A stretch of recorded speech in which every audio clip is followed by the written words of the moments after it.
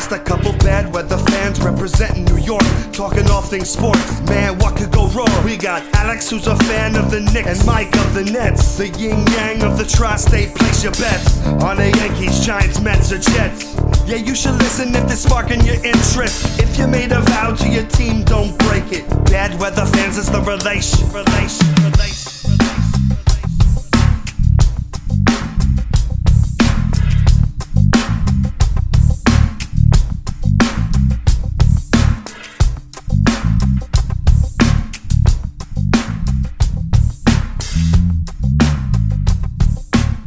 That's right. This is Bad Weather Fans, episode number 85. Mike Biseglia, Alex Benezowitz. We have basketball to talk about. The Knicks played. What? The Nets played. And Kyrie Irving's in the news again. Is he? He is? You can find this podcast on Apple, Spotify. Give a 5-star rating on Apple. It's greatly appreciated. And then, of course, if you're watching on the YouTube, the video version of it, check us on out and type in Bad Weather Fans. Alex gives the thumbs up, which means go ahead and subscribe. Later on in this episode, our guy Triple M will come on the podcast. He was the winner of the FanDuel Bad Weather Fans Football League. He came in first place, which means you get to come on this podcast. We will continue to do that throughout the rest of the NFL season. Links to come on Twitter at Nick Central. I'm at Mike Delivers Pod. And Alex, how the hell are you? I'm doing great. That was my pregnant pause. You just have to fucking wait. How are you? No, I'm good. I don't know if I was ready to go. Okay, yeah, we're good. Yeah. Doing great, man. I'm doing great. Another day. Knicks won. They won their preseason game, so of course they're going to win 65 games now. So it's we're all ready. Kemba's going to be healthy every game. It's over. But other than that, all of our guys are vaccinated, unlike you, and we're going to go from there. I forgot because it's been a while, and the last time the Knicks played a game, for the Knicks fans that don't remember, I'll just refresh your memory. They played the Atlanta Hawks and they lost, and I just forgot what it was like because I did not in the past follow so many Knicks Twitter accounts because it just wasn't as important to me. You're more into it now. But now doing the podcast, I'm trying to learn about this team and this fan base. And I just forgot how annoying it was when the Knicks win, what it's like on Twitter. I was like, this sucks. I don't miss this at all. I put my phone away. I don't need to hear how excited everybody is that Kemba Walker can still dribble a basketball. It was just annoying. It was just, but I mean, kudos to the Knicks. They did look very good for the Pacers. We'll talk about it. But I was just like, oh my God, I forgot how annoying because it's been such a long time.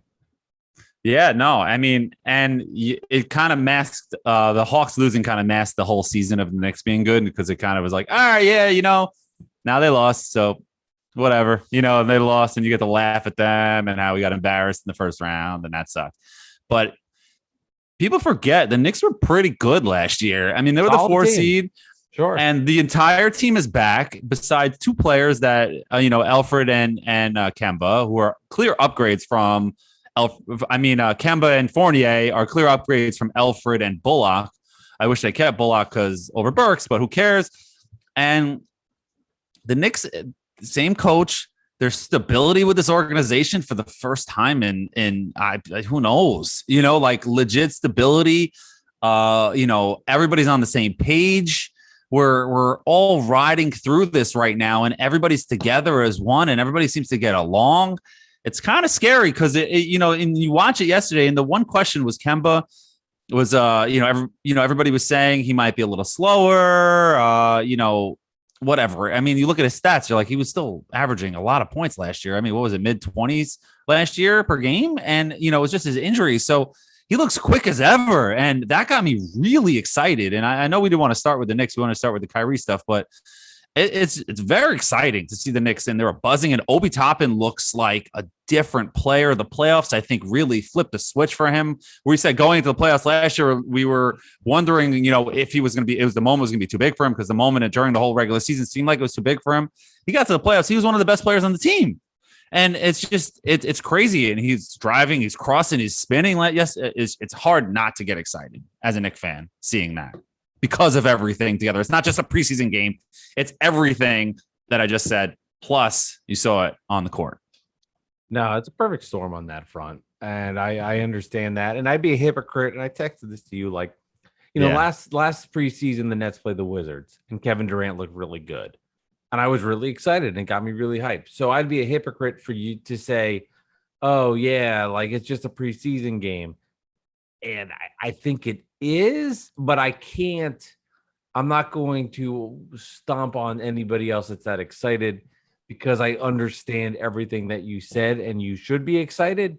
In the long run, it doesn't matter. I mean, it really doesn't. No win or losses. It doesn't make a difference going in and out, but you should be hyped. You should be pumped up. You should be excited. If Obi Toppin looked that good, you should be into it. You're a fan of this team, and that's how excited you should be. I don't want them to win. I want them to lose a lot of games. I want them to be awful. That's the way I feel about it. Being a person that does not like the Knicks, and I just very dislike the franchise. I want them to be poor. I want them to be bad, but I completely understand why you would be excited. Now, in the heart of hearts, okay, you beat the Pacers in a preseason game. I mean, that's the reality of it. I'm not breaking any news here. I'm not going to go on here and try to shit on people's dreams, but that's the truth of the matter is it doesn't matter. This is how much I hate the Knicks. You guys beat the Cavs in the preseason last season and got all hyped up, and that pissed me off too. And it didn't really even matter in the long run. I don't even remember that. Yeah, I remember the Knicks played the Cavs. This is how different the season was. The Knicks played the Cavs, and the big question marks for the team is Obi Toppin the savior? So just to tell you how different things are now with the development of RJ Barrett having a much better season, and then Julius Randle putting together an all-NBA campaign and the signing of the free agents, et cetera, blah, blah, blah. Derrick Rose got traded, a whole other mask of things. That's changed everything. So just to tell you where you were from a preseason, I do remember all of this stuff. It's stored up here. I do remember. And I won't be ashamed to admit it. This is not where I wanted to go, but I'll start here. I get so annoyed with people that go, I don't hate the Knicks. I don't hate the Nets. I just like to troll them. If you like to troll another team, you dislike them. Do not tell me you don't care about the other team, but you just like to shit on them to see their fans upset. That means you dislike them. There's no separating the two. You can't be like, right. I don't really care. I don't really care how they do, but I just want to make sure their fans are upset. If you feel that way, you care, because I guarantee you, Knicks fans, and I guarantee you, Net fans, you don't give two flying fucks about the Sacramento Kings and trolling them. It's not the way it works. Nobody cares about the Blazers or the Jazz. It isn't. Yeah, bullshit. It's not the same. It's bullshit. Alex, I do want to talk to you though about Kyrie Irving because yes, let's do that. We'll get back to the Knicks. We'll get back to the Knicks stuff. Yeah. And it's a wild topic. Okay, let's be honest. It's a wild topic because it's beyond sports, and it makes it tricky. It makes it for an interesting conversation because this is something that is a private matter, and it's a choice that people want to make. And we're talking about being vaccinated, so that makes it a tricky conversation. Okay, so it's a weird one to have, and then you put in the fact that it's Kyrie Irving, a high level player, and he's putting the Nets in a really difficult situation. And the Nets on Tuesday evening, Woj put out a report, which is really the Nets just giving him information saying, do this for us. Finally took a stand and finally said, Kyrie, enough. Yeah. And I will say this, at least the Nets showed a little bit of balls on this take, but even taking a step back for them to do that, they would have to go to Durant and say, this is what we're going to do. I can't imagine, Alex, the Nets going, let's put a statement out that we're pissed about what Kyrie's doing and not getting the okay from Kevin Durant. So that means that Durant, there's part of him that gets it now that something has to change. And that, I think, a silver lining for me as a fan, that's what I took from that moment. I know I'm grasping at straws here, trying to find something, but I was like, there's no way in hell the Nets would put out a report to tell Woj without going to Durant first. There's no way that would happen. Right. And it's getting to the point where the Nets have no choice but to put pressure on Kyrie Irving right now. I mean, you want me to read the Woj tweets he said last night in the middle of the Knicks game, by the way. So they were trying to bury it under the Knicks game, of course. It was under the Yankee game. Will you shut up? For the love of fuck, they're playing the Red Sox. And I know the Knicks are big. I get it. I'm excited too. I understand. There's this guy named Sims that can fly. I get it. But the Yankees are still the Yankees. Continue. It was Yankees Red Sox, but I'm in a mood. Knicks Pacers preseason. All right. Anyway, I knew you'd love that one. So anyway, so Woj tweets out, sources with Windhorse and him say that the Nets remain unclear on All-Star guard Kyrie Irving's ultimate intention to get vaccinated and have made no decision on whether the organization will accommodate him as a part-time player this season. There had been previous optimism Irving would get vaccinated and fulfill local mandates, but that hope is waning, and Irving's continued resistance to vaccination has the Nets preparing for the possibility they'll be without him for home practices and games for the foreseeable future. Yeah. So he didn't really say much, like nothing changed, but that was the Nets just putting out a statement and saying, you are not going to be a part-time player. You're not going to just play on the road for us. You're not going to practice. We're not moving the practice facility to Pennsylvania so you can practice with the Nets. We're not doing any of that. Get the vaccine or, go home. And we're not going to pay you like Ben Simmons and the Sixers. That's what's going to happen. So what's so weird about this is Ben Simmons doesn't want to be a Sixer. He's not reporting to camp. Kyrie Irving is reporting when it's places he's allowed to. He can, when we're in San Diego, he can go out there. We can be buddy. The Nets are practicing in San Diego. For the people who don't know, they're doing their training campus in San Diego. So Kyrie's able to practice with the Nets, and that's something they have done. This is not just this season to accommodate. Right. Kyrie. It wasn't just because of Kyrie. No. It just worked out. It just worked out. Yeah, and it worked out. Yeah. But Ben Simmons didn't want to come to the camp. Kyrie Irving is coming when he's allowed to. It's a really strange. It's a CBA strange weird situation, and now you come to the point, but the Nets look like pushovers if Kyrie Irving can just do this to them. And it's just like, hey, I'm going to come to these games. I'm not going to come to these games. And that's where I see this Durant-Kyrie relationship. What is happening what is Durant telling Kyrie, and how is he interpreting it? And then how is Durant feeling about it? There is a calm within Durant, and he had, I just want to read. He'll never let it out. That's his boy. He'll never let it out. But go ahead. Let's hear what Durant said today. He'll never let it out because it's that would be, like you said, that's his boy. That would be kind of silly and it would look bad. But Durant then had this quote, and I have to be honest, when I read it, I really don't know what it means. And I was like, is this a negative? Is this a positive?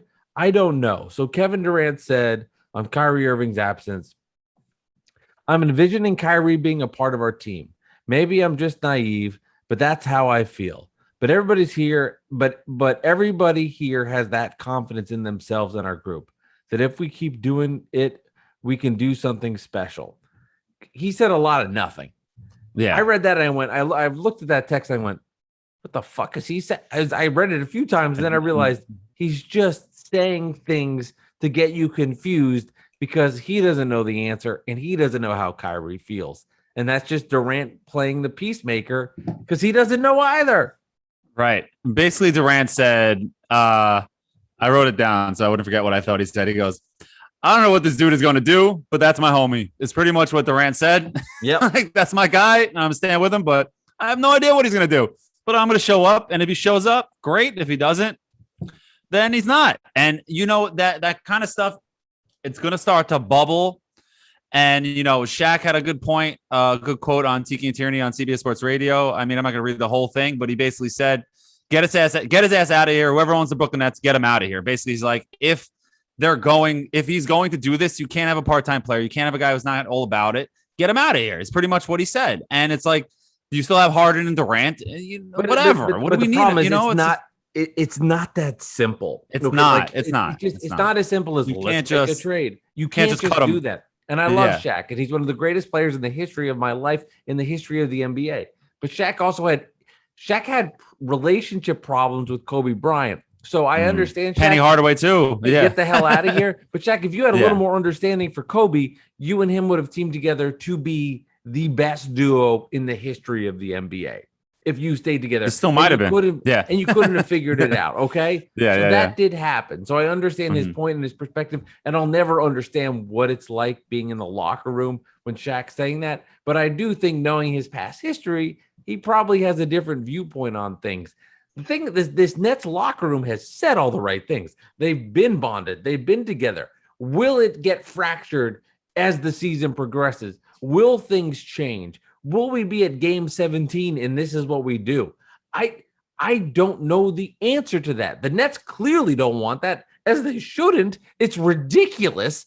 But what's going to happen in these games that are, we've talked about it before, meaningless for the Nets in terms of regular season? It's all about the playoffs. So this idea, like, let's trade Kyrie now, let's move on. You have to play the long game, as sick as it is, because it's giving Kyrie control. I love the idea of the Nets showing their authority, showing their presence, saying, fuck this, Kyrie, you're not going to do this. And then when he's the guy, you're the bad guy. We don't have leverage. We can't trade you. Kevin Durant's our guy. He's the GM of the Nets. We can't make moves. So we'll play it out, wait it out, see when things change, see if we could convince him, see if the regulations change, make Kyrie look like the bad guy. And then when it switches, we have him, because we know, and we know as Nets fans that are listening to this, the Nets in the regular season is irrelevant. It's about what happens in the playoffs.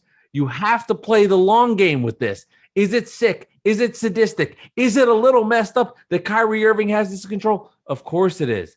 But let's make him look like the bad guy. Let's show how he is being the one that's not listening to us. And then when Durant gets in his ears, he's back. And let me be honest, everybody, and you'd be lying if you didn't mean this.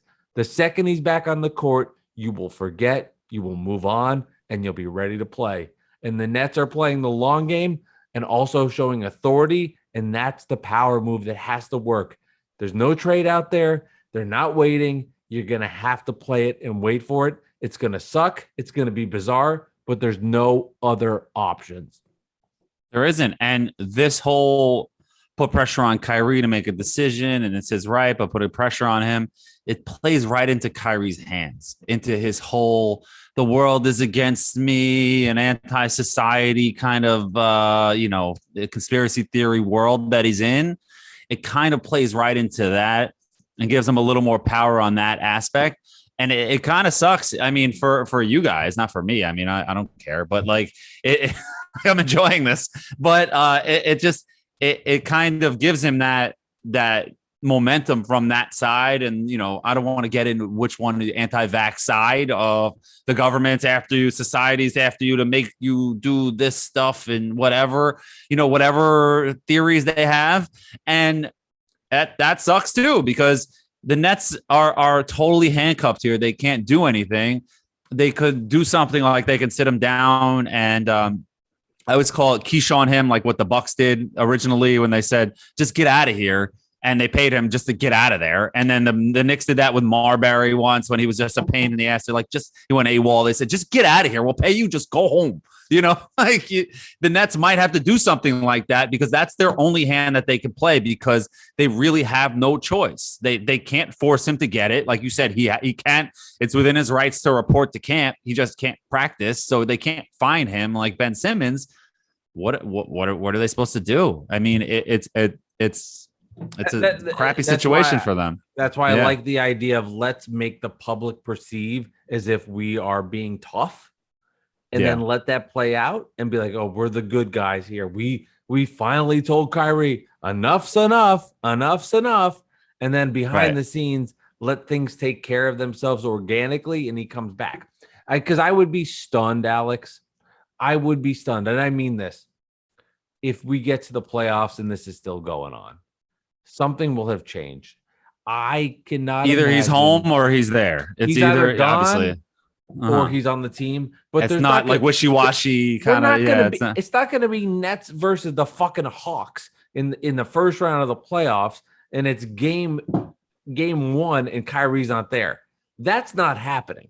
He's either gone or they figured it out. But I can't imagine that this is happening that long. And the other weird part too is, and Kyrie created this for himself, is Kyrie did not say why he's not being vaccinated. And when you do that, right or wrong, it's going to create people asking questions. It is his privacy. Ultimately, it is. But then don't be surprised when media members, fan bases, And other players are being like, why the hell aren't you getting vaccinated? And then it becomes the point of, is this in your beliefs? Do you believe we should have free choice and free will? And this is the way I feel. Or is it then going to be people doing stupid memes going, he thinks there's chips in people's heads. Microchip, yeah. And you can say it's my free will and choice, it is, but then don't be surprised when other people who have free will and free choice say, I'm going to speculate and put you down. It's all part of this cloud. I really do give a lot of respect for Kevin Durant here, that he can manage all this, because we poke fun all the time that he's the GM of the Nets, but right now he's managing it, playing with it. And it's a lot to handle for him. So I'd love to, if we could just ever be like, Kevin, what do you really think? And get his honest opinions on all of this. Would be fascinating to hear. When he writes his book one day. Right, which we're not going to get for the foreseeable future. 20 years, yeah. No, well, it is what it is. Every action has a reaction. Every choice has, there's something that comes from it. It doesn't matter what it is. It is a free country. Yes, it's your choice to curse somebody out, but the consequences are that person might blast you in the face. You know what I mean? Like, it's a free country. Yeah, you're not going to go to jail, but guess what? The guy might hit you. So it is what it is. But as a Knicks fan, I just feel this way. You hear it? Play it again.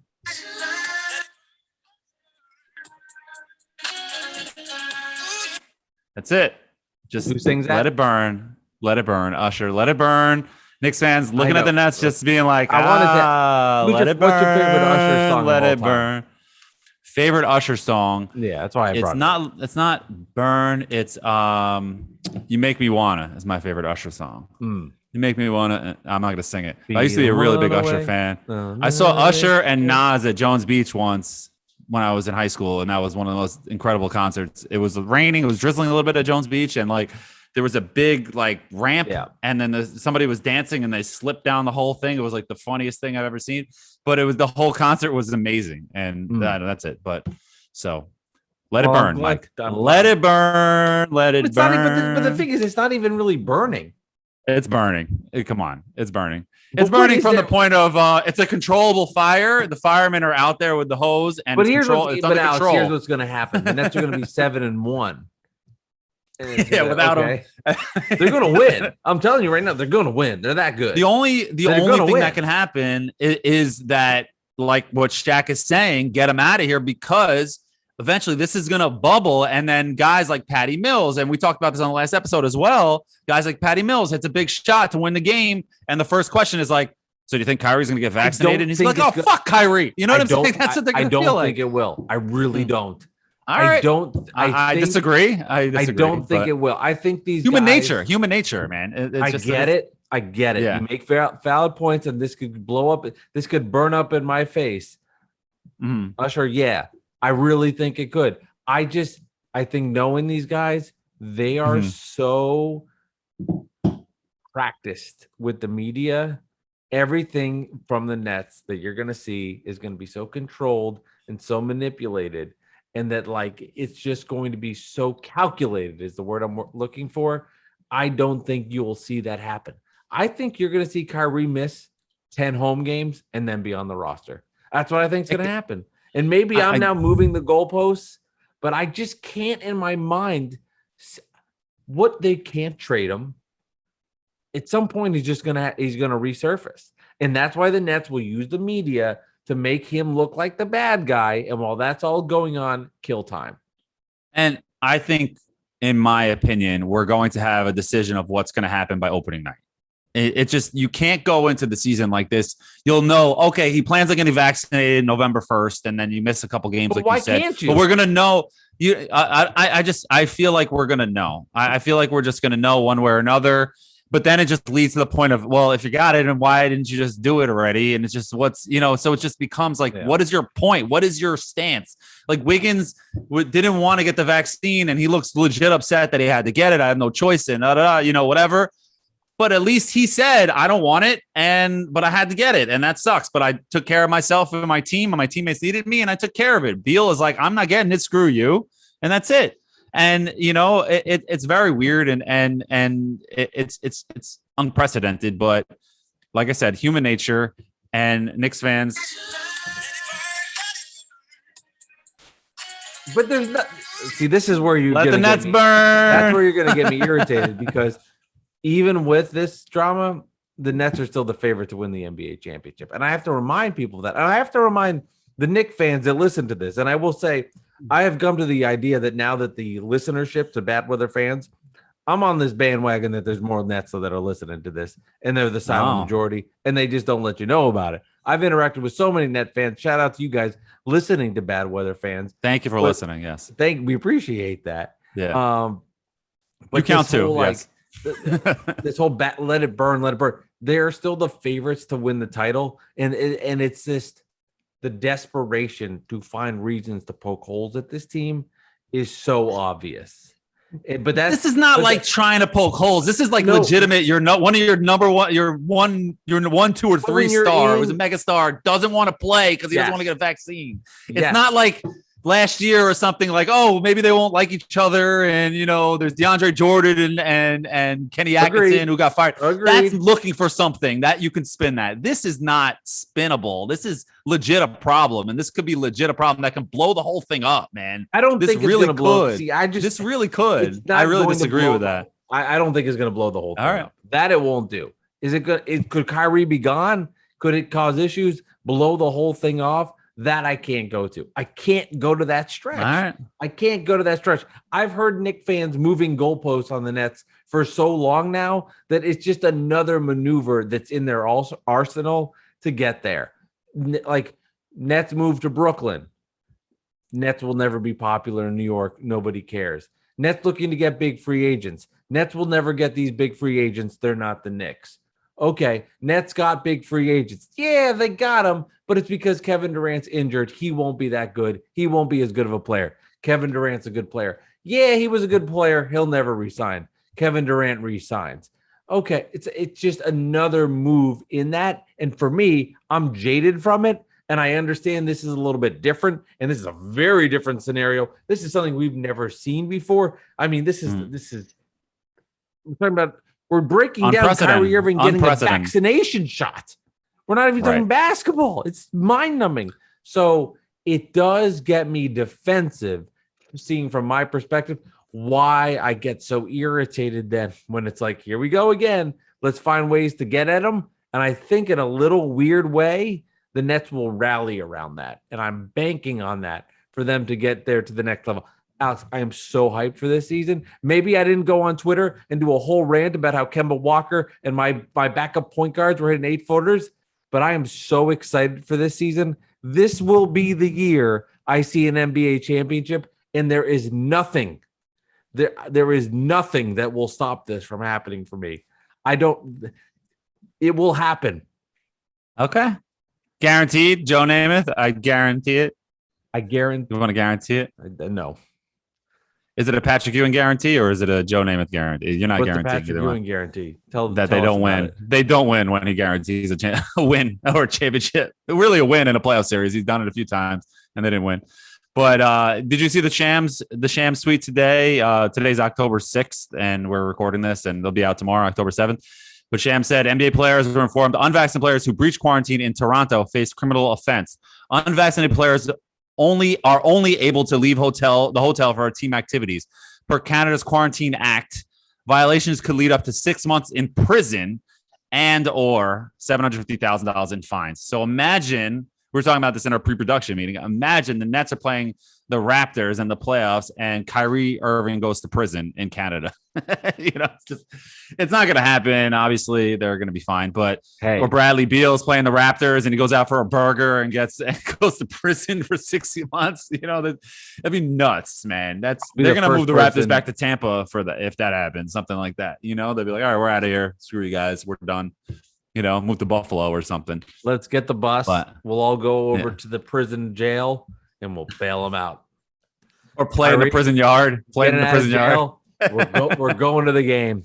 We've got to see Siakam tonight. Let's go. Well, talk about a team that's not even talked about anymore.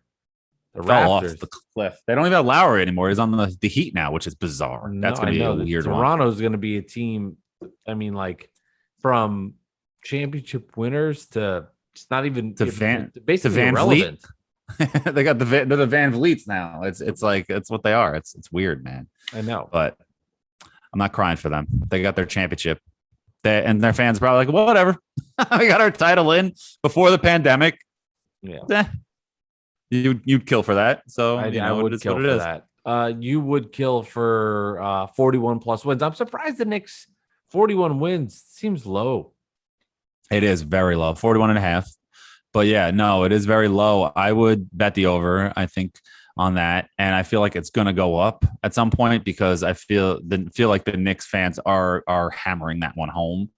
I have not yet. I want to get on that, but I feel that 41.5 is kind of an insult. I know they might not be as good as they were last year as a 4 seed.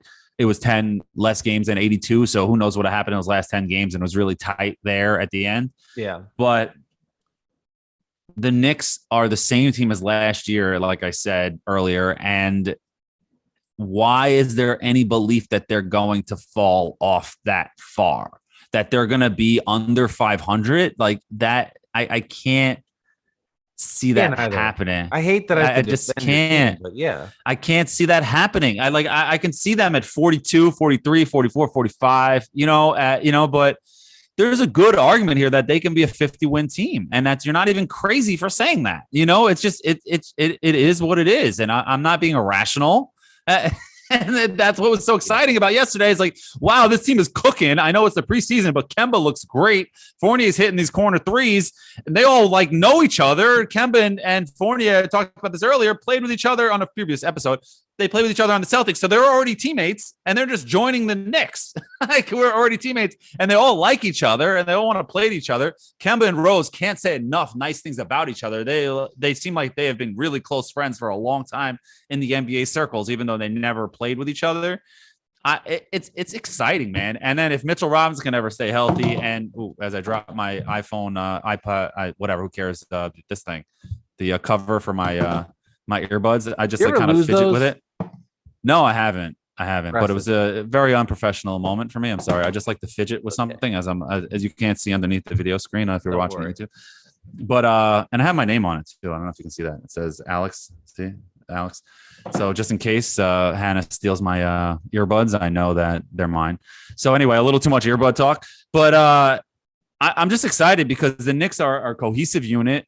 They have the same coach. They have the same staff. They have the same players besides 2 upgrades. They have young players that are getting better, and quickly, and Toppin looks like he's better. And RJ Barrett, we talk about this all the time, is the key to everything. If he takes a step to all-star status, then what are we like? Look at this team, man. It's hard not to be excited. I know you still have the Nets, you still have the Bucks, you still have the Heat, I think the Knicks are comparable to the Heat, though. I feel the Knicks are comparable to the Celtics. I don't see why they're so much better. I know the Celtics have Tatum, who's like incredible, but the Celtics have had the same team for years. And what are they? I mean, now they couldn't even keep the same coach because he's not as great as everybody thought, the boy wonder, and now he's the executive. And I know the Pacers have Rick Carlisle, but LeVert is banged up. And it's just what is, the East is good. The Bulls have a lot of, 3 All-Stars now, which they look good on paper, but no bench. You forgot one team in the East. What team did I forget? Sixers, because Ben Simmons took them off the fuck the Hawks. The Sixers, they took the best. The Sixers got taken off the pedestal because of Ben Simmons. I know the Hawks are good. I'm only teasing. I did forget about them. I'm only teasing. You see that John Collins dunk? Holy crap! Yeah, anyway. Cam Reddish. You said Cam Reddish too had a sick dunk too earlier. Did he? I don't want to see that. Which, in my opinion, is the second best player from that draft out of Duke, behind Zion Williamson. Yeah, of course. I wonder if the Knick fan is clever enough to pick up on my whatever. I got it. I think the thing working against the Knicks. I think the East is better than it's ever been. Yeah. The East is the best it's ever been. So it's like you have the tier of the Nets and the Bucks, and then it's like the Sixers, the Knicks, the Celtics, the Heat, the Hawks. They're all in that same grouping. And I'd be lying if I was smart enough to figure out, like, I'm being completely honest. Oh, I think the Celtics will improve because Jaylen Brown's healthy and his defense is tremendous and Jason Tatum takes a leap. I don't know. It's hard. I don't know. I just put all those teams together and see who comes out of the pile, like WWE in whatever that thing's called. Royal Rumble. Royal Rumble. I wouldn't be Yeah. surprised if you had, and anybody that says they know this is all full of shit. I wouldn't be surprised if the Heat are better, the Knicks are better, the Celtics Hornets. are better, the Hornets Sixers, too. Like, I don't know. Yeah. Let's see how it plays out. But, and it's a big but with 2 T's. The Knicks Sir Mix-a-Lot. The Knicks have a serious chance to be one of those teams. Thank you. And the team that gets no respect is the Bulls. I don't understand. I know a lot of people hated DeRozan for some reason. They didn't want Ball, and I get it. I'm talking about Knicks fans in this segment, where for some reason DeRozan sucks to some people, and it's bizarre because he hasn't fallen off. He's not the Raptors DeRozan, but he's still like really good. He was just stuck in that Spurs hole where nobody pays attention to him. Like, did you even know Rudy Gay was still playing? It's just, and he was on the Spurs the last couple of years. It's just, there's players like that. They fall off a cliff and he doesn't shoot threes. So they think he sucks. And it's just like, come on, man. The Bulls have talent, man. And top level talent, top heavy talent. So they're going to be really good, but it's on paper. I thought the Wizards would be good on paper because they look like a good team. That deal and Westbrook and what's his name, Roy Hachimura, and I was like, oh, all right, this is a pretty good squad. But yeah, that's why they play the games, Mike. The game's not won on paper. I have a theory on the Bulls thing, but before I do that, I will say I think Washington will be better because they've upgraded at the point guard spot. Kuzma also. What's that? They have Kuzma too. I'm sorry. Go ahead. Well, they've upgraded with Spencer Dinwiddie. I know you don't like him, but like I think the world of Spence. I think him and Beal are gonna have a good year together. I think it's trendy to be like the Bulls spent money, the Bulls got guys. Let me now then say they won't be good because it's easy to do that. Now, if I was a betting man, I mean this, I'd pick the Knicks over the Bulls because I think the Knicks have shown their chemistry works. The Bulls have to prove it to me. I have not seen it with Chicago. I have not seen Levine and Vucevic. I haven't seen it mesh yet. I've seen it mesh with the Knicks, and the Knicks brought in, I hate to say it, but they brought in good guys that are, at this point in their careers, very good role players. So I have... They're leaders. Coming in. If someone said, who do you think is going to have a better season? I say the Knicks because they have an established coach. They have a system. They play hard. They brought in a need positions. Now, the Bulls overall, you can make the argument they have more talent. You could. But from those other factors, I take the Knicks. But what I'm trying to get at full circle here is there's this idea like, oh, the Bulls signed all these guys. Oh, yeah. I don't know what I'm saying, but let me just say it. Oh, when you put all these players together, it'll never work. It might. I don't know. I'm not in the fucking Chicago Bulls training camp. DeMar DeRozan, Zach LaVine, Vucevic. This might all come together, and they could be a team in the East that's a problem.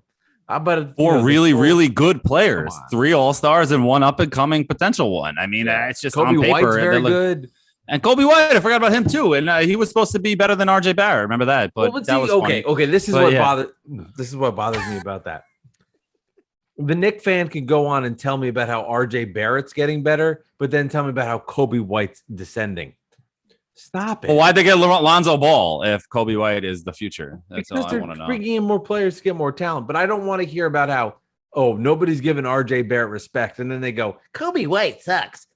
Well, then the Bulls fans going, I don't think he sucks. Kobe White's giving him any credit. It's the same thing. He can score.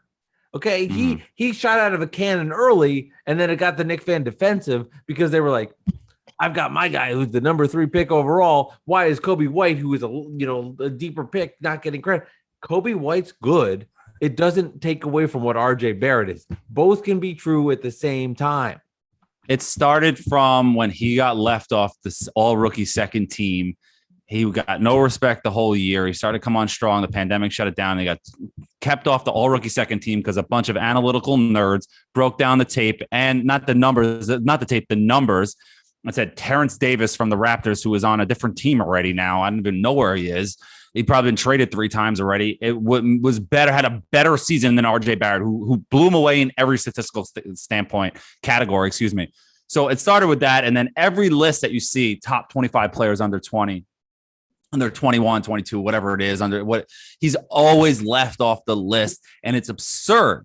And that is why Knicks fans are so defensive of RJ Barrett, because if he was on a different team, if it wasn't the Knicks negativity aura where the Knicks for clicks thing doesn't get them people attention, he would be on every single list. You know, his numbers are not that far away from Ja Morant's numbers. Like, he has better numbers in some categories than Ja Morant has, but just without the hype and the crazy dunks and going nuts. And Ja Morant is obviously a better player. I'm not saying he's not, but the statistics are there. And it's just, why is he getting shit on? And the Knicks won last year. It wasn't like, oh, he's putting all these good numbers on a bad team. So why is he always left off these lists? I know it's just lists. It's for attention. I get it. But that is why the Knicks fan is so defensive. That's my point. He had a terrible start. He was very cold to begin the year. He was not good. He could not shoot.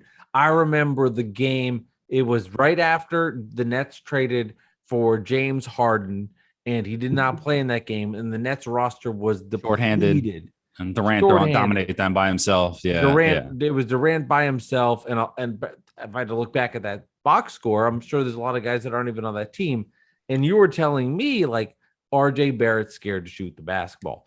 RJ Barrett had such a slow start. Looked like it. It hindered him for later in the year. And he had a playoff, I would say, that was, you saw it more critically than me, but I would say RJ Barrett's playoff wasn't good or bad. It was just forgettable. It was average. Yeah. It's just going to be forgotten. So I think that plays into it and plays part of it. I think, but if I'm but RJ Barrett kind of personifies what the Knicks fan right now is: chip on their shoulder, ready to go prove, ready to go win. And he has that mentality. So to me, I've seen it in him. He's ready to go out and kick ass. If he comes out and isn't good, isn't ready, that would scare me. I don't think that's going to happen. I think RJ Barrett embodies what the Knicks fan is, that's ready to just kind of burst out of their skin and show everybody and show the world, here we are.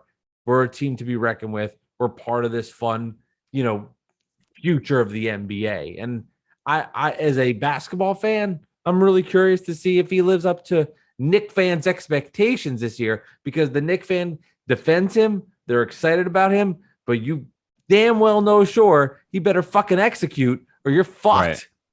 Yeah, it's true. And that's another. The Knicks really do need to start out fast. And I don't mean fast, like they need to start 10-1, but they need to start at like 7-5, 8-4, do something like that. And just be good enough where you get the trolls and the people that, oh, last year was a fluke. Don't allow that to happen.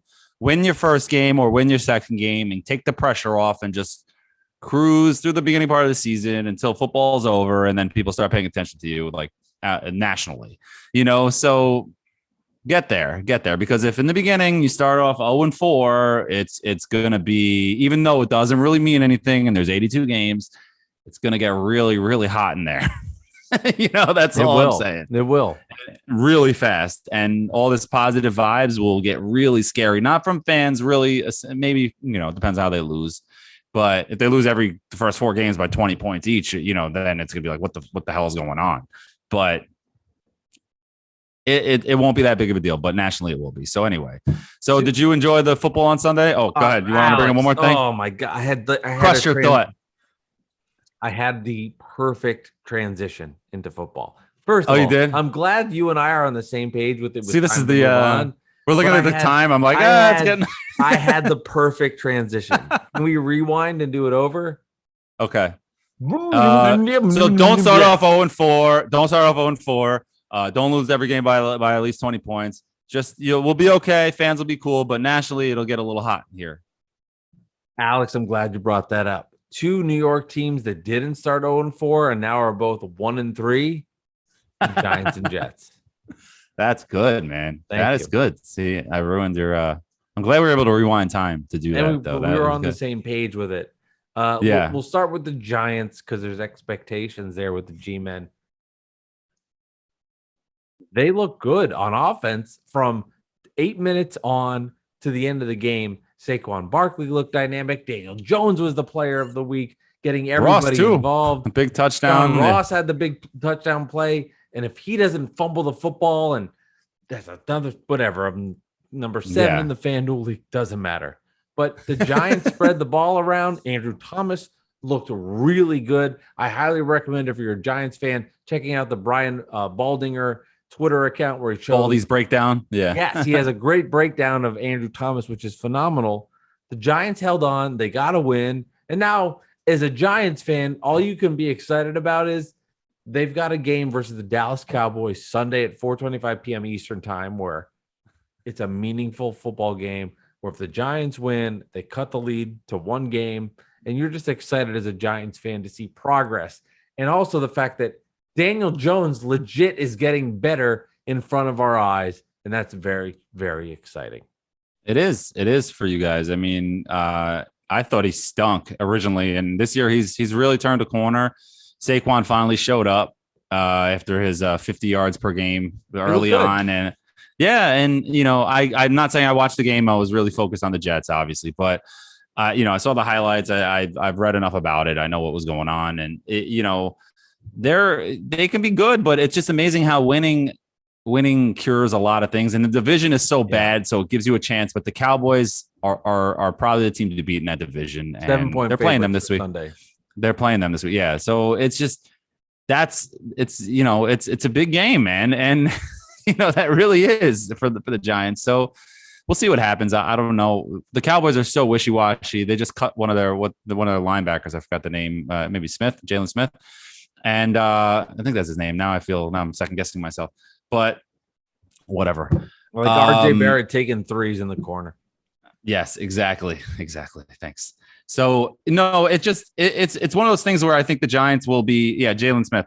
So it's one of those things where I think the Giants will be okay. They can be about 6-11, 7 at the weird records. I don't know, but I don't think that they're going to be a division winner. I don't think they're that good. And because just 1 win, it really is. So it's kind of like the Jets, so it's kind of like the Jets where it's still a victory though. It is. It's still a win. A win is a win, but kind of like the Jets, their win, miraculous. The whole morning on Twitter, I'm going into it. I'm crushing the Jets. I'm just, I'm very rational when it comes to the Jets. It's either the worst thing in the world or the best thing in the world. There's no in between for me with the Jets, especially over the last 10 years of the negative and the losing and the nonsense and the Tebow and the Geno Smith and the crap that we've had to put up with and the gay stuff. I can't be rational about them right now. So if I'm seeing crap and Robert Saleh looks like just Gase without hair, I can't be rational about it. So it becomes frustrating. So I'm watching it, and then the game goes on, and it's the same crap. They can't move the ball. They throws a pick. I know Corey Davis slipped, but it was Zach Wilson didn't look like anything. Then out of nowhere, he rolls out of the pocket and throws this bomb down the sideline. And I don't even think it was for Keenan Cole, but he makes the catch. And you're just like, where did that come from? And then out of nowhere, it looked like something just snapped. And then he hit, I forgot who he hit, the left side, the teardrop pass to the sideline, kind of Eli to Manningham type of play, but like a poor man's version of that. But it was just like a really good pass, like, holy crap. And then the Corey Davis touchdown that everybody's seen with the point, no, go this way. And then he just flung it. It was just, and it was that I hit the ceiling. I'm like, what just happened? But you forget the win masks all the mistakes. The Titans dropped some touchdown passes. The Jets had some penalties. There was they missed the field goal to win the game. You know what I'm saying? Like, so it's just, there's a lot of things there where like the masking of that stuff is from a win. So yeah, go ahead. I know I get the masking part of it, and I agree with you, but that's what happens in win and losses. Like, if you're watching the Giants Washington game, okay, like okay, Washington won the game, but let's mask the fact that we had the Dexter Lawrence jumping off sides play. If that didn't happen, they probably win. And I'm blanking on a few other plays. That's what happens between winning and losing teams in games. Is there's that 3 to 4 plays that you can recount on and remember, and that changes everything. And that's just how it works. So No, I know. And Jets wish defense you played had that really with the- well. I wish you said go that with the ahead. Knicks. I wish you were Yeah. like, I wish you had this kind of perspective with the Knicks, but you're I doing it don't. with the Jets. But it's football's a little different because you can. I'm very micromanage irrational with the plays Jets. More. Very irrational. I love it. So anyway, Giants. Well, win, I mean, the Jets defense win, looked 1 for great. each. Jets defense looked great, but the Titans also were without AJ Brown and Julio Jones. So I mean, it is what it is. So they're top 2 wide receivers. So yeah, the defense looked great, but I got you. Relax, guys. That doesn't mean they're going to go into London on Sunday morning and crush the Falcons, which they could. You like the but early just time? Because they win, I do, because it allows me to get my Jets out of the way, and then I can have my day to do my wedding planning or whatever I need to do with Hannah. And because the wedding's coming up in 2 months, and now it's crunch time, and it's really nice to have a 9:30 football game and just have it out of the way by 12 o'clock, and then I have the entire day. Okay, and we're good to go. Hannah can do her Pilates class in the morning, in the middle of the game, and we're good to go. I can watch it and not be bothered, have some bagels, and we'll be good to go. Where do you get your bagels? Bagel Boss, actually. There's a Bagel Boss right near me. There's a few in Long Island where I grew up in the 5 towns, and it was always my favorite bagels. And then in the city, I moved into the city, and there's a Bagel Boss right here, and it's very exciting. Okay. So we go there, and that's also Bagel Boss is also famous for the that short guy who went nuts in I was laughing at him. Okay. So that's their claim to fame. But I was a Bagel Boss, already had the best bagels in Long Island, in my opinion. So it was already, good to go. So for me. All right. Well, we've done this a couple of weeks now. It's been a lot of fun. The FanDuel Bad Weather Fans Fantasy Football League. What happens is if you win the league, you get to come on Bad Weather Fans. Alex does a great job putting out the links on Twitter at Nick Central. I'll retweet it at Mike Delivers Pod. You click on the link, you join the league. If you win, you come on Bad Weather $1. Fans. It's $1. You win a couple of bucks, but it's more just fun, and it's just healthy competition and bragging rights. Talking. Yeah, it's a good time. So this week, another winner, and this week it goes to another Nick fan. It's Triple M on Twitter. He's got a crazy story about a video that went viral that we'll talk about. We'll talk some Knicks, we'll talk some Nets, but congrats again to Triple M. Here he is on Bad Weather Fans. The Bad Weather Fans FanDuel Challenge, and again, another Knicks fan win. So right now, my records have it indicated, Alex, as Knicks 2, Nets 1, and that's the way things are at this point. But another football winner, another fan interacting with us here on Bad Weather Fans, which is awesome. Triple M joins us with something in the background. I can't really make it out. If you're watching this on YouTube, it looks like a logo with some boogers on the side or something. Right there, nice and easy for you. Right there, you got this big flag for those watching on YouTube with the best team in New York. It's a huge flag, humongous. And then right here, you got this nice little LED lights popping out. I mean, it might be a little too bright, I got to lower it for you guys. But it just says Knicks fans wilding, because that's what we're doing this year. We're wilding out all year. And I hope you're ready for it, Mike. I am ready for it. And if I were you, I'd be really excited. I mean, let's be honest. It's been a long time. Last year, the Knicks exceeded expectations. This year, they have expectations. They made additions with Evan Fournier, Kemba Walker, hoping for Obi Toppin. I watched that game last night versus the Pacers. I think he's the next coming of Derek Coleman. Pre-injuries. But no, for real, if I'm you, I'd be super excited if I was a Knicks fan. I totally get it. I mean, thank you for that. You know, that's one thing I really like about Nets fans. I ain't gonna lie. I know you, and I got 2 other friends, so I know about 3 out of the 7 Nets fans. That's the whole fan base. There. That's all. Yeah. and you guys really very original, talking smack to us, but you actually feel bad, and you actually are happy for us. Like for real. Like my friends as well. They're like happy that I have expectations, and I'm excited for the season. It's almost a happy from like, look at the little guy over here, the Knicks, they're a happy team while we have all these superstars over here. Exactly. Meanwhile, one of them might not show up and the other one needs to resign next year, and the other one hasn't been healthy for a full season in 3 years. But it's everything's great over there. And Brooklyn, don't forget to count that they cost $150 million combined, all of them. Right. Yeah, these are all really great points. Let me ask you this, Triple M. Do you think the Nets can win the championship this year? I mean, the easy answer, of course, is yes. You got. Okay, let's move along. Alex, what do you have? Yes, I think they can. Of course. We can't. No, hate, but I man. mean, I'm being playful here, but We're just you're having nice Yeah. jabs, you're having nice digs. You know, you're going to the playbook. Let me how to make fun of the Nets playbook. Chapter 7, make fun of how many fans they have. So you went to that. That was a nice move. But in all honesty, there is a team that is there that can win a championship. And I understand James Harden hasn't signed yet. But how about if I said James Harden waits a year, he can make another $62 million? Exactly. He can, but what happens with Kyrie and what happens this year, and then if the whole thing implodes, he's not gonna care about that $60 million. He's gonna go to another team. What if they win the championship?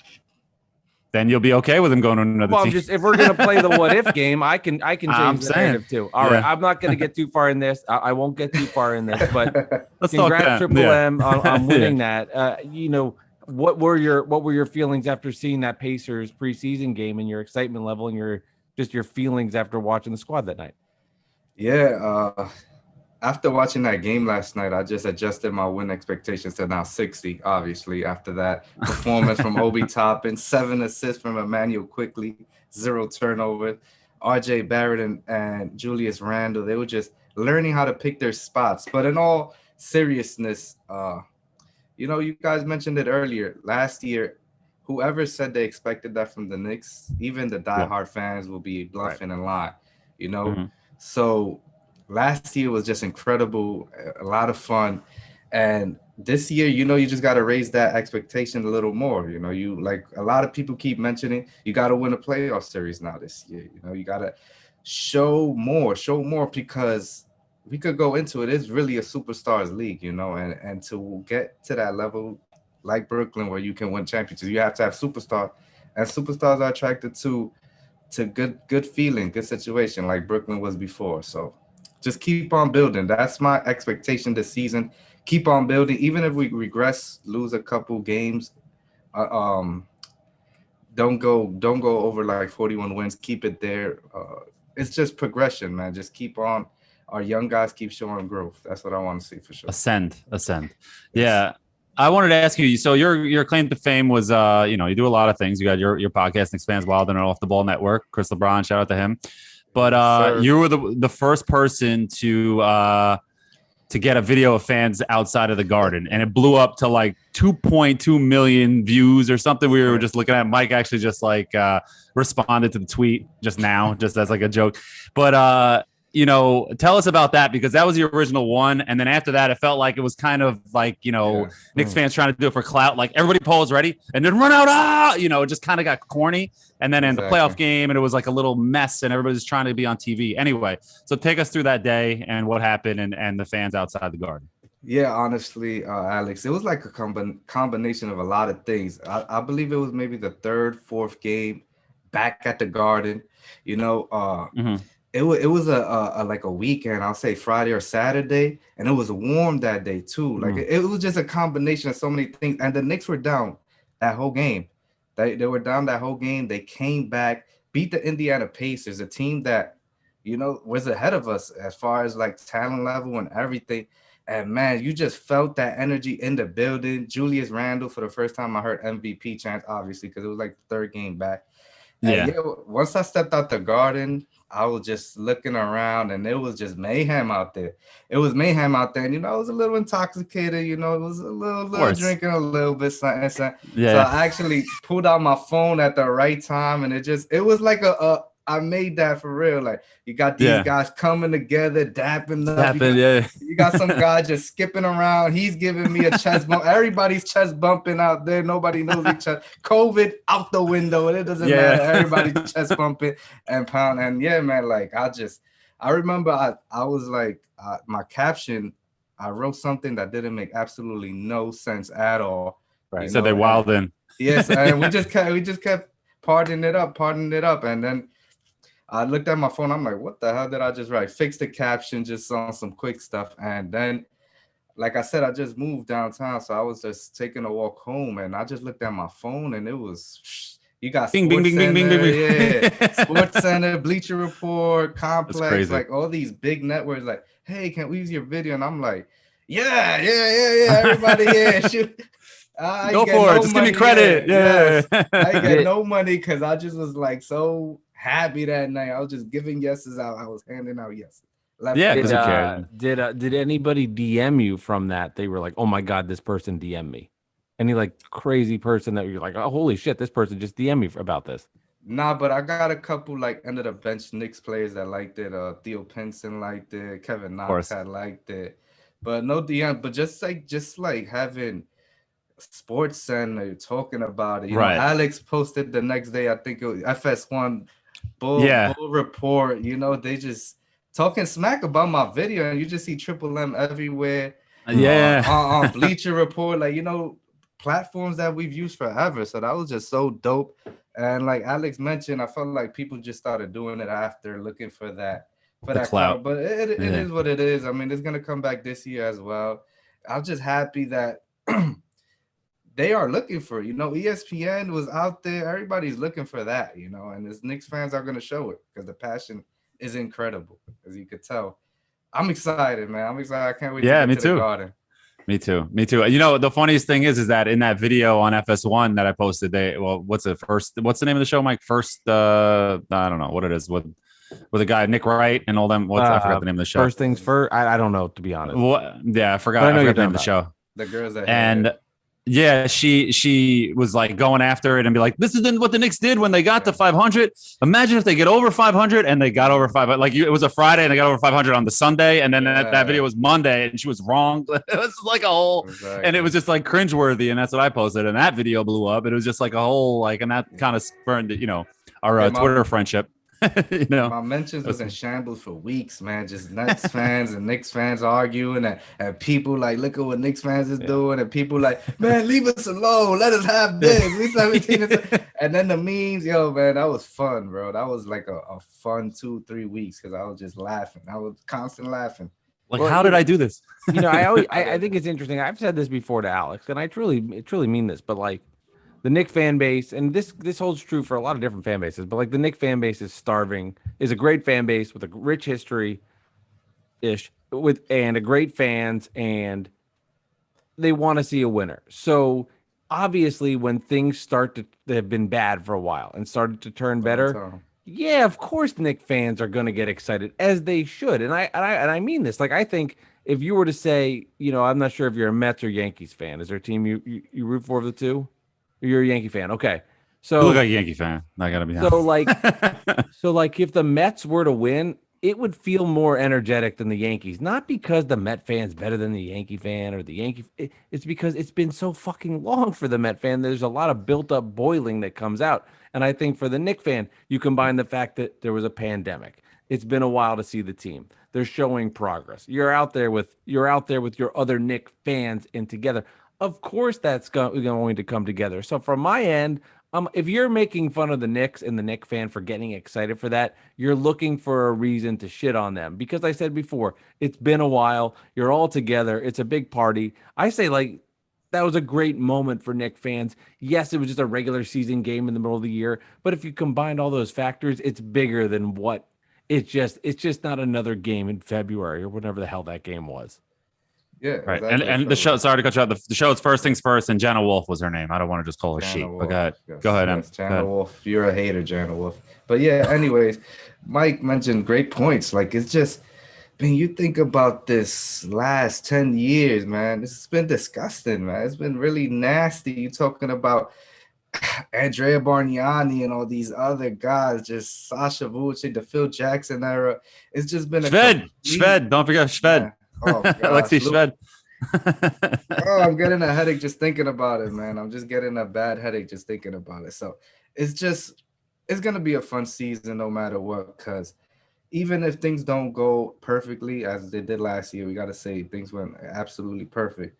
I mean, we have a future, we have young studs and just assets, draft assets, everything, a competent front office. I don't know when was the last time I said that, man. So it's just so many combinations, and I'm ready to get this season started. October 20th, Boston Celtics. We getting beating them by 15 earlier, stomping them right on their neck. I love the confidence. I love the confidence. Like Mike, we won a preseason game. All right, we're gonna win 60 games now. No, but listen to me here. What are you drinking, by the way, Triple M? What is that? You know, we gotta mix up a little right here, juice and some tequila. We're not gonna say the brand because we don't have a tequila sponsorship yet, right? No, Hit we do not. Man, Mike and Alex for a little tequila sponsorship, but we sipping on some nice tequila, and Okay. your name can be said here. You know, yes. Okay. See, we gotta hire him as our advertiser, man. I just love how our promoter. I love how confident you are. You're like, hey, we're gonna go in and beat the Celtics by 15. I'm so fucking nervous when the Nets play the Bucks. I think the Nets have a chance to win the title, but like myself, like I'm just like they're gonna find a way to lose. More pressure on you. How can you just be so arrogant when you're? But I can't comprehend that as a fan. When I'm like, what's the other? I would say shoe to drop or the half inch that's going to be too far over the line that's going to happen. I'm always thinking of the negativity. I'm impressed of just your viewpoint of being so positive going into this game. That's the only thing we got, Mike. Positivity. We can't think about those negative Nancy's, man. I'm gonna tell you, I'm in my late 20s. So when I started getting the memories of Knicks, think about it. I'm gonna give you some more nasty names. I remember Clarence Weatherspoon, Antonio McDyess, all them nasty fellows. All right. So imagine just being in that negative space. Oh man, imagine being on that negative space and now seeing Julius Randle and RJ Barrett. Man, I feel like I'm on top of the world, right? I live on the 15th floor right now, and I'm that confident in my New York Knicks this year. That's great. You know what's cool? It's because this team is more exciting than the mellow years. I know some people might think I'm being a hater, but they are because it wasn't expected. They play hard. They play defense. They're all young. They're coming up, and even if they don't do anything, and Kemba and Rose take a step back, you still have RJ and Mitch and people like that can take a step up, and the team can still improve. And that's the exciting part about it. And with the Knicks fan, it's arrogance, but it's kind of arrogance on the front. It's kind of a facade because deep down, we're watching these games and nervous. But, it's like, that's why I always say if the Knicks got all the superstars in 2019, we wouldn't have given a damn if anybody said, oh, you got a bunch of mercenaries. Like, yeah, we got mercenaries, but you know what? Fuck you. I think it would have been like that. You know what I'm saying? So it's the mentality of a Knicks fan. Well, two parts here to add to that. One, I know where you're going with the mercenary thing. There are no mercenaries on the Nets. That's number one, and I will clarify that. That is not the case. That is not true. But also, as far as the Knicks fan feeling good, I think from my end, wanting to see the Knicks fail, it will be that much sweeter if they go and don't get up to expectations and don't play well. Will make this even more fun from the outside. Seeing them go down because they're ready. I am on Twitter and I have a lot of Knicks fans that I follow for a lot of different reasons. And watching it, I understand how excited they were yesterday. Trust me, I get it. If I were a Knicks fan, I'd be saying the same stupid stuff. But there is part of me that's like, I want to screenshot that one. I want to screenshot that one. I want to. They are. That one. They are Because guys like Scary Hours. They're out there screenshotting all of our tweets right now. Because there is something there where it's like. First of all, Pacers missing their best player in Karis LeVert. And I just had to say it. There is something like, all right, they go into Boston, Jason Tatum puts up 50, and you're like, okay, we're 0-1. And then the seed's planted. So it can change fast. So I'm just remembering. No, fast start is key. Yeah, fast start is sprinkling that upon this, Knicks parade about the preseason win versus sprinkle Pacers. the hate, sprinkle a little hate on it. I'm sprinkling the negativity. I'm here dashing away the hate. I'm getting it out of here. No hate, man. We're going to do some nice things. Right there. I have to bring that to negative. But what do you think? What do you make of this Nets team, and what do you think of how this Kyrie Irving thing will eventually settle? The Kyrie thing is just crazy because nobody knows, man. Nobody really can get into that guy's head.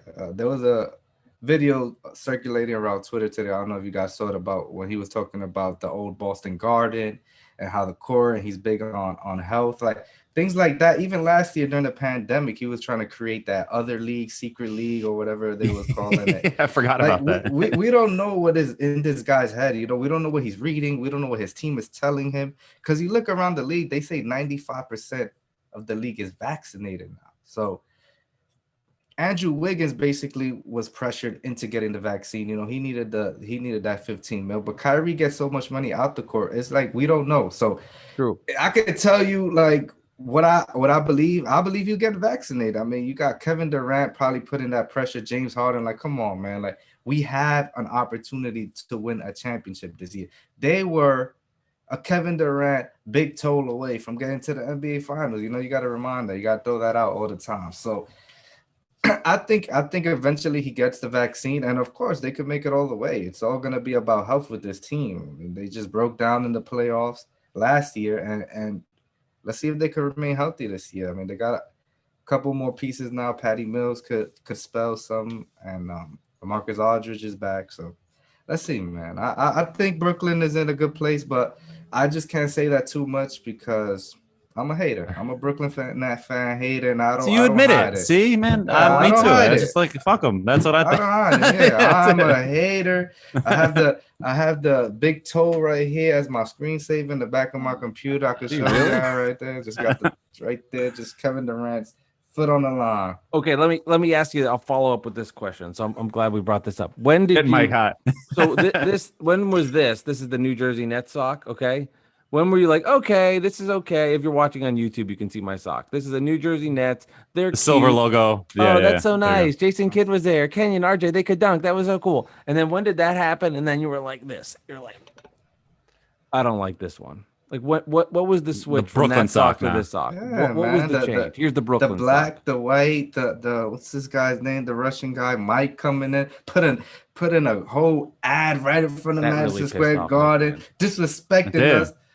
You know, telling us they're going to win in 5 years. I mean, basically making us trade for Carmelo Anthony because they were right there ready to pounce, trying to get Melo. You know if Melo if we didn't trade all the people always say, oh, we should have waited till free agency. That was not going to happen because Brooklyn. Well, wait a week for the deadline at least and try to put pressure on because they traded for him early. You know, it wasn't even at the deadline. You know, go ahead. Sorry to cut your rant off. No. Brooklyn had that pressure. I mean, the next day they got Darren Williams. So they had these pieces ready to line up. You know, Darren Williams was top 3 point guard at that time. So just all that is why I was like, oh man, New Jersey, such a nice place. I would never go to the Odds Center or the Prudential, but I love it. Man, it's so nice over there. So nice. And then they come to Brooklyn. And that's when everything just started hating because of the reasons I said, man, for sure. Yeah, but I'm just impressed that Mike had these socks on call, and we didn't even prepare for that. He's just like, here's my New Jersey sock, and here's my Brooklyn sock that I'm wearing. You just have and it's the same style, just different logos. I was like pretty impressed by that. I know. I have these 2 socks, and I don't know what happened to each of the other socks, so I just put them together. I'm like, figure I could make this work. Oh, you're wearing them? Okay. I thought you just had a New Jersey Nets sock just sitting next to you, and then you were wearing the Brooklyn sock. Now they're all. Sorry about that, Triple M. But I do love the fact that like we went in your sandbox and started to play with your toys and it pissed you off. I love that. Now Alex knows this. I wasn't one of those people that went in there and was like, give me this, give me that. I'm going to make fun of you because as crazy as it sounds, I didn't do that. I do have respect for the Knicks, but I would be lying. And I would be lying if I didn't say, I love that the Net fan that went in there irritated you. And that I do get pure enjoyment out of the fact that it's no longer, oh, the Nets went to the finals in 2002. That was cool. They lost to the Spurs. I just love watching good basketball because I'm a New Yorker and I respect good basketball. I don't like these guys. They're in my territory and it's annoying. And I do get joy out of that. And I'll say, I understand you got more of the sand in the sandbox. Enjoy that tequila. But I do know that part of it was taken away. And I love that pisses you off. I do. I love. And it was also Jay-Z was like one of our guys. He was a Knicks fan. He's in HD Izzo video, rocking a Sprewell jersey, and it was like he was our guy. And then all of a sudden he's owning the Nets because money is number one to Jay-Z, as we all know. And it just became like the Nets guy. And then you come in and you're talking trash with guys that we hate like Garnett and Pierce, and we just beat you the year before in the playoffs, you know? And it was just all of that crap. And we've talked about that so many times before. And I don't know. I'm over that. But it is what it is. We're here now. And I don't have anything else to say. Yeah, man. You know, when we talk about Brooklyn, you got to keep it short and sweet. That's all it is, man. Yeah, exactly. Right. Like, hopefully their playoff wins will be in the series, short and sweet. All right, Triple M. Well, this was a lot of fun. I think, you know, I can't speak for Alex. I don't know what he's thinking, but great time. I really enjoyed talking. So we've been ending all these episodes with our guests ask. I've been asking him one thing in particular. Where do you see the Knicks ending when everything dust settles? Where do they finish? And then where do the Nets finish when this whole season's over? What's your prediction for both teams? All right, so I'm gonna just ask you a quick question. Do you want a realistic or do you want a triple M response? What's gonna help us get more downloads? Triple M. So you're gonna get the triple M response. You're gonna get that. So the New York Knicks and the Brooklyn Nets are gonna meet in the conference finals. I'm calling it right now. Conference finals, New York Knicks, Brooklyn Nets. All right. And it's going to be a heated battle. All right. Heated battle. Talking about fights, Kemba Walker crossover, Kevin Durant dunks. And at the end of it, the New York Knicks will come out top in 7 games and meet the Phoenix Suns in the NBA Finals. And that is the Triple M prediction. Knicks Nets 7-game series in the conference finals, Knicks and Phoenix at the NBA Finals, man. You heard it. I can't wait for, and that's totally realistic, of course, but I can't wait for Knicks and Nets to get in the playoffs and meet each other. I hope it's this year. That'd be great. And the Knicks steal game 1 and then come on this podcast and see Mike. I'm coming on. Triple M will be on. Too. That would just the scare. And let's say the Knicks go up 2-1 in the series and Mike, like, what is happening right now, But realistically, man, I hope the Knicks get into second round for sure. Second round.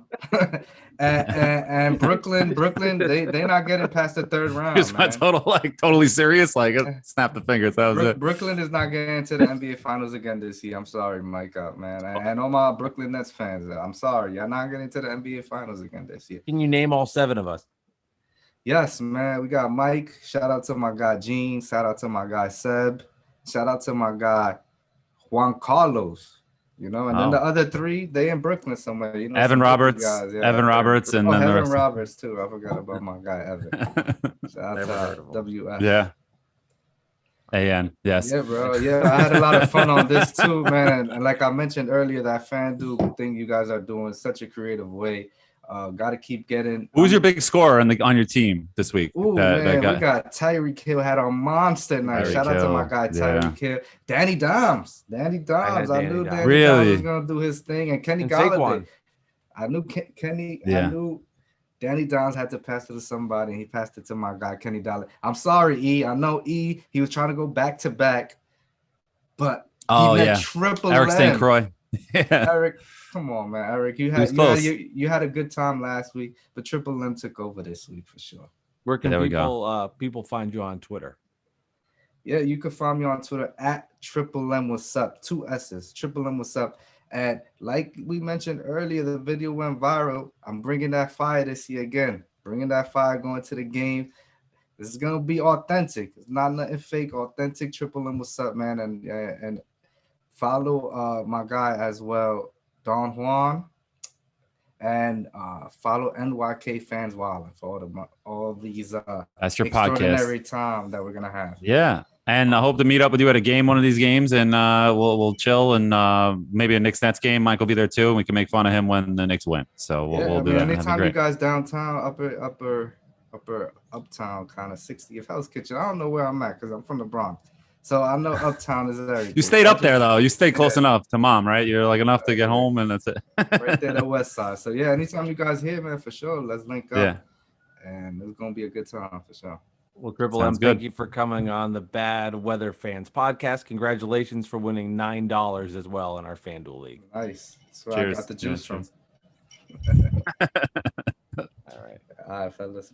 Thank you again, Triple M, for coming on the podcast. Congrats on winning on FanDuel. You really legit made me laugh with the do you want the Triple M? Do you want the Triple M answer? Or do you want my real answer? That was very funny. I got a good chuckle out of that. But again, guys, come on, join. Alex will put out the link at Nick Central, Mike Delivers Pod. It'll be there. It's 20 slots. So when you see it, get in early. It's going fast. It's going faster and faster. But we've had a lot of fun doing this. I won the first week, and then since then I've kind of settled in the middle. Alex, we need to figure out a way to find the complete winner when it's all said and done. I know we're kind of spitballing on who won the most kind of a deal. the biggest winner of it all. I don't know. We have to figure that. It's going to be Urson. It's going to be Urson. Urson's the pro FanDuel player. He won. It was last week. Yeah. So I think it's going to be him because he's got the star next to him, or he's the pro player. There's a couple of the guys in the league, that are stars. So we'll see. We'll see what happens. But I'm excited about it. I've been heavy Derrick Henry every week, and I don't like to pick players that play the Jets. But the matchup with Derrick Henry just looked too good. And I know he's the most expensive player of the week, but it's like, I got to do it. And it kind of, he did well, but for that kind of money, I need crazy points. Yes, you need value. Yeah. You need the value. I had Danny Dimes and I had Saquon, who did great. My issue came with, I was between Travis Kelce and Tyreek Hill. I went with Kelce, who gave me a 4. All around the same money line, and then Hill had a 42, so that kind of tore me apart. But anyway, we can break down fantasy football. So everybody all day long. My team's the best. I know no one gives a fuck. We've got the poll question, and then we got our trivia to end it off with our guy Dolan J. Trump's sponsoring that thing. So let's hear the Knicks poll question from tonight. Okay, drum roll. Can I get a drum roll? You don't. No. Okay, no drum roll. Virtual, or think of a drum roll. Ready? Okay. So poll question, we do this weekly at Knicks Central, my Twitter. So Knicks fans, should the Kevin Knox experiment be over? Yes, no, or I don't know. Give him another year. Mike, what do you think won? Well, and what do you think should have won? I love the wording of your question. Why do you call it an experiment? Because he stinks. So it originally was an experiment. Originally, it was. I thought it was good, but now we've got into the lottery pick. Yes. So the answer to that question is, of course, yes. Now I wouldn't say just cut him. See if there's some value you can get. I don't know if there is. Maybe a team would take a flyer on him because he is talented, but my guess would be if it would have happened already. So if possible, yes, but I don't think it's going to be something that's going to be feasible. Yeah, so I'll give my point first. I'll read the results. So the winner was yes at 58.1%. Coming in at second was, I don't know, give him another year, 25.8%, and then no, 16.1%. I think at the time, the whole Bill Belichick line where it's better to get rid of or was it Bill Walsh? And Belichick used it, whatever. Get rid of a guy a year early instead of a year late. They did that with Ntilikina last year, where they traded him in the beginning of last year. Maybe they could have gotten a future second and gotten an asset for him, and now he's gone for nothing, and he stinks, and he's with the Mavericks, which is where all the ex-Knicks go. But right now, Knox is at that point where there still might be a team who are like, you know what? Second chance, ex-lottery pick. He's got a lot of talent. Look at this crazy dunk he had at the first preseason game, and he dunked on Ben Simmons once. That was cool. You never know. Maybe we can, figure something out here. A change of scenery. Maybe like the Pistons say, or maybe not the Pistons because they're probably hurting over that Derrick Rose trade, but maybe Utah, maybe Portland says, here's the second round pick in 2026. We'll take him. As opposed to just letting him go at the end of the year. I think that's when his contract's up, but I'm not really sure about that. But I'm sure they're not extending him. It's just it's time, man. And he comes in the first preseason game. He's in garbage time in a blowout in a preseason game is when he gets his first burn. He's not a part of the rotation. He's going to sit on the end of the bench. He can't dance like Theo. There's no point of having him on the team. It's just, there's no point. It's just, what is he here for? This organization, this regime didn't draft him. It's a wrap, man. It's over. He seems like a good guy and he's a nice person, I'm sure, and he's got a lot of ability, but there's no role for him. Where is he playing? He's not that good and he's got no role. So let's hear some fan shout outs. If you respond to the poll, I might read yours on the podcast. So make sure you respond. So we have Cone Leche. I don't know if I'm pronouncing that right. Leche. He's at Cabrera 4I. or one, I can finally say, yes, it's over. Ever since we drafted him, I really had hope every single season, but I've finally come to terms. We have a solid roster and he is not going to find minutes. Trade him while he still has some value, get some draft picks. Then we have Bobby B, our boy at Rude Boy MYK. He goes, I voted yes. Time is running out. If he fails to crack the rotation, then he's basically following Frank out of the exits. Cue the Charlie Ward curse jokes. I hope that doesn't happen, but he has an uphill battle with all of the depth we have now. So do you know the Charlie Ward curse jokes? Do you understand that comment? I don't. I was going to say, Alex, can you please tell me about it? So I'll tell you about it, Mike. Thank you for asking. Charlie Ward is the last Knicks draft pick to get an extension. Really? For the Knicks. Yes. And that's a long time. Tim Hardaway doesn't count because they traded him and then brought him back. But he was the last. Yeah. The last one. I mean, there was a lot of years the Knicks didn't have draft picks, which kind of skews the numbers. 96, I want to say. Right? Was it 96? I'm guessing 96. That's my guess. Because he was on those. He was the starting point guard on the the late 90s teams. Now I need to look Florida it up. State, and he was the backcourt Florida with State. Sam Cassell, right? Yeah, Sam Cassell and Bob Sura also was another one. Sura. Cavs. 3. Yeah, 94 he was drafted. So after they went to the finals, he was the number one draft pick for them, or ended the draft. Crazy stat. I know you're saying though they didn't have picks, but that's. Think about it. I mean, Dang. John Wallace was traded, then brought back, so he's on the team a couple times. A couple guys were like that. Nate Robinson wasn't. David Lee wasn't. So David RJ Lee was traded. Barrett's Robinson gonna be the guy. He's the guy. I mean, we'll see what happens. We don't. If he stays like this, you keep him anyway. Even if he stays this good, you keep him. There's no point in getting rid of him. It's just, he has to be that guy to break the mold, and it's crazy. Isn't that like a bizarre? So yeah, that's the Charlie Ward curse. That? So yeah, I learned then we have today. That's interesting. Wow. See, man. See, look it up if you want to check. I believe you. I believe Bobby. Yeah, well, yeah, exactly. Think about the other draft picks that were around over the years. If to name some first round picks, Frank Williams. Sure. You know what I mean? I get you. Marty Collins. There's a bunch of scrubs, man. It's anyway. So Porzingis, that guy. Yes, I've heard of him. So then we have Top Knot Topher. He's at CEBONTHAGO. So Saban the Go. He goes, hope he likes Minnesota. Then we have Still Row. He's at Row Solo with a U in there. Give him another year. I know what the past has been, but developing at any rate in this current environment can't do anything but make you better, in my opinion. So it looks like he wants to hold on to him. As he said, give him another year. Then we have at Nicholas VIGNAP1 getting minutes in garbage time in a preseason game. ... I think the writing is on the wall. Then we have at AJ the man-child. That's my guy. He goes, I'm one of the mind to keep Knox. There's a player in there, and if we give him a real chance, that player will eventually come out again. But unfortunately, he's not going to have a chance on this team. So pretty much, if Kevin Knox is playing big minutes for the Knicks, you did not hit that over number in Vegas for 41.5, and then that's a big problem. Then a lot has had to have gone wrong, injuries, or something went terrible, insanely right. I guess he was became the next coming. Oh yeah.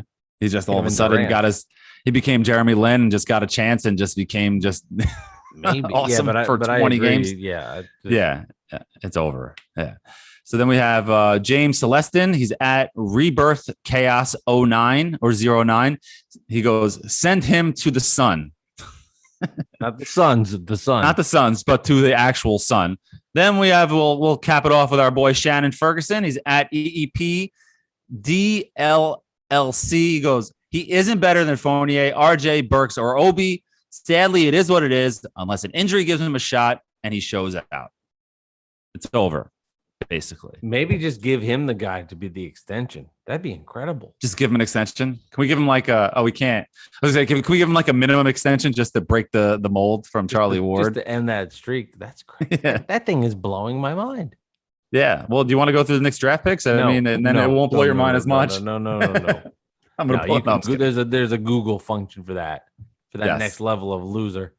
Sorry. Yes. No, and it wasn't. I'm going to name one random one. Shumpert traded. Jordan Hill traded. Yep. Gallinari traded. Bachman traded. Marty Collins traded. Mike Sweetney, stunk. Nene, traded. Donnell Harvey, garbage, traded. Frederick Weiss, never showed up. John Thomas, never played. John Wallace, Walton Riccardi, Dante Jones, nope. Monty Williams, nope. Charlie Ward, same year as Monty Williams. Monty Williams, good coach. Anyway, here we are. Dolan J. Trump trivia time. What this is it's getting late. Can you say is twice? We're going to get you explain it. You do this better than I do. Go for it. Jersey number trivia, where every episode, based on the number, we would guess a number. We'd pick a number from each team and we'd make the other person guess. So I would, let's say it was episode 37. I'd tell Mike a number 37 on the Nets, a random one, and give him hints. And he would try to guess it, but he never got it right because he stinks. He doesn't know anything about the Nets. And eventually we got to the high 80s. So we're in now 85. So there actually is a number 85 for the Knicks. Mike, do you know who number 85 was for the currently Knicks in the history? No, in their history. Who was number 85? There was one. It's Carmelo, right? No. 85. Willis Reed. He's a very, very famous player. He didn't have a big Knick career, but he's a very, very famous player from our era. 85 from our... So we actually can pick a number from a team. You know, who is it? Gonna bother you. Baron Davis. He wore 85. Yeah, that's why it's so. Who knows? Probably the only 85 in NBA history, if I had to guess. To be honest, yeah. I think we're not talking like giving that away though. Yeah, if I said yeah, definitely. I mean, how could you not? Played on the Hornets that were kind of New Orleans, but kind of the whole, kind of Charlotte, kind of the Pelicans, but not the Pelicans, and kind of blew his knee out, and he also dunked on who was it, Karolinko in the that with the Warriors run. Yeah, anyway, 1 seeds. Can I read? I'll read to you first. You ready? Okay, yeah, let's do it. I've not read this yet. Dolan J. Trump sponsors this. He provides us with the hints of the players. Yes, should mention that. And if you're interested in Knicks gear to make the Knicks great again, although I think they're great already, so he did his job. You said it. Yeah, just to be like, keep the Knicks great again. I don't know. Anyway, maybe different idea for you, Dolan. Check out his Twitter handle at Dolan_J_Trump, and you can get all the great merch from Mr. Dolan. And if you heard about it through us, let us know because he'll give us a little feedback. Okay, here we go. He wore number 26 during the 2006 season, his only season wearing the blue and orange. 2006. 26. 2006. That's a tough era, man, with Isaiah, all the trades. Okay, go ahead. He played for 5 different teams during his 10-year career. 10-year career. 5 teams, 10-year career, number 26. This is a good one. 10-year career. That's a long career. And I'll say this. Okay. When he texted me, I saw the answer first, so I can't say if I got it or not because I saw the answer. Is it something you think I would get? Someone you think I would get? I think it's in the cards to happen. I think this is a really good one from him because it's like a name you'd know, but still, this is a good one. He did a good job. Okay, 26. When it gets to numbers like that and they were on the team, so go ahead, go more hints. He wore number 26 during the 2006 season, his only season with the orange and blue. He played 5 different teams during his 10-year career. New clue. He was drafted 15th overall in the 1997 draft by Dallas. That's the Mavericks. Although he never played a game as a member of the Mavs. Wow. Oh, okay. That's a weird hint. Continue. Yes, because that doesn't help me at all. Although he carved out a solid NBA career, he only appeared in 18 games for the Knicks.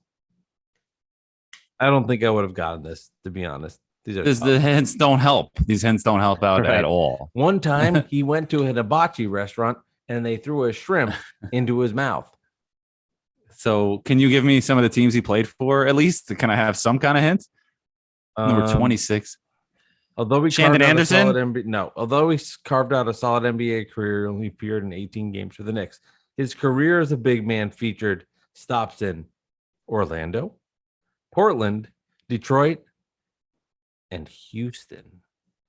That might be the cat. That might be the one that gets you.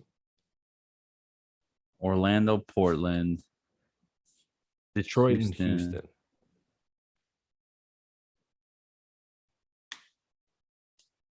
Oh man. Orlando, Portland, Detroit, Houston.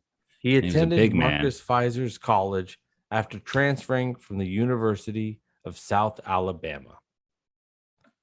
That doesn't help me either. I'm not good with colleges. Can I add my own clue to this? Please. Is it his initials are for the band blank in the Sunshine Band? KC? Yes.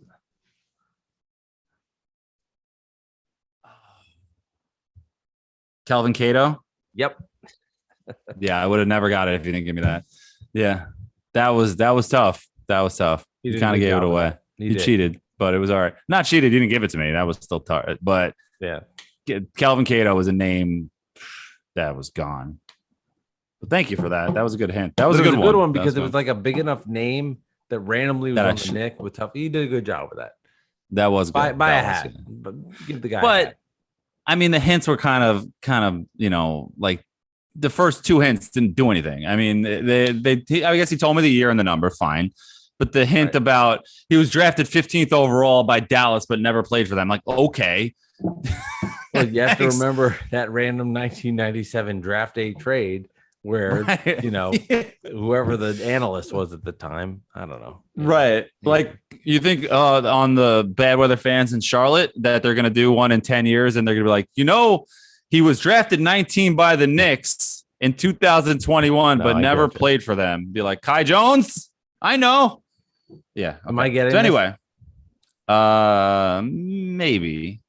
Maybe because of because of the last clue. I think you might give you a chance. He knows my weaknesses now, so let's see if he went for it. And wore number 12. Yeah. Okay. Ready? Lucius Harris. He wouldn't be that easy. No. He wore number 12 during the 2013 season, his only as a member of the Nets. I'm fucked. Standing at 6'2", he averaged 3 points per game in 21 games he appeared in, one of which he started. Keep moving. So he averaged. Keep going. His career fizzled out in just 3 seasons after being drafted 29th overall in the 2012 draft. By the Nets? Doesn't say. Oh, well, maybe not, because he said he played in 2013. He was drafted in 2012. So no, I would guess. Oh, maybe though. 2013 season, is that 12-13? So that might have been a draft pick. I'm not getting this. I can just tell. My brain has no clues. I have no guesses now. He also played for the Bulls and the Grizzlies. Okay. The Nets acquired him from Chicago in a straight-up swap for Toko Shingilia. I've never heard of this person. Now we're having clues that help. Now he's just making up players that were traded. No, this is how far. See, this is where Net fans are like, do you remember our players? And you're like, I don't know who that is. Yes, that's the point when Nets fans are excited that Kevin Durant's on the team. Right. Okay, so he was in. Sorry to Toko and his family, but I have no idea who you are. So then he attended the same college as the most popular point guard in New York, Emmanuel Quickley. Okay, so he went to Georgia Tech. Right. No. I'm fucking around. Okay. Oh, okay. I was like, no. Okay, so he was a point guard that went to Kentucky. Number 12. Okay, last clue. He has a family member who is also part of the NBA fraternity. He's a Teague. What's the first name?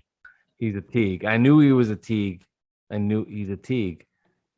He's a Teague. He is a Teague. Damn it. What's the other Teague's name? I knew it was a Teague. What's the other Teague's name? Should I give you a hint? I'll let you think I'll give you 12 seconds. This is the same place. This was what happened with the other question. I got the last name and couldn't remember the first one. I knew it was a Teague. I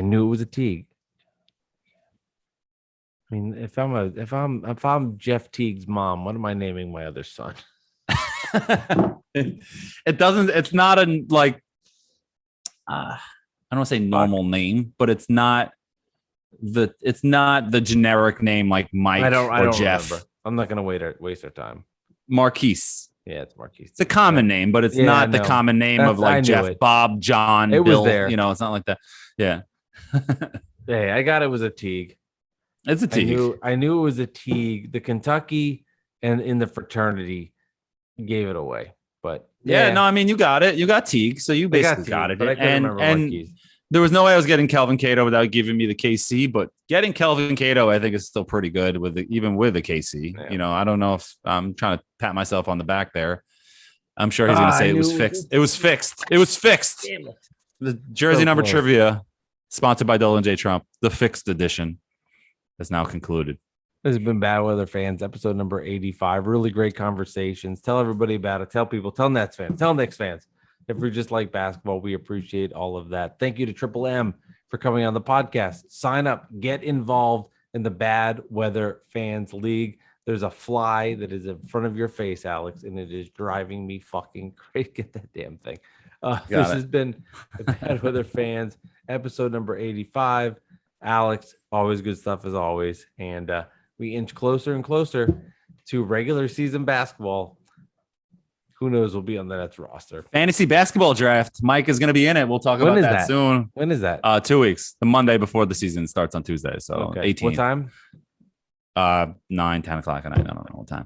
But we'll talk about that more later. But Mike's doing his first yearly fantasy Yahoo. And joining my league that I always crush it in. But anyway. Good luck to me. See y'all later.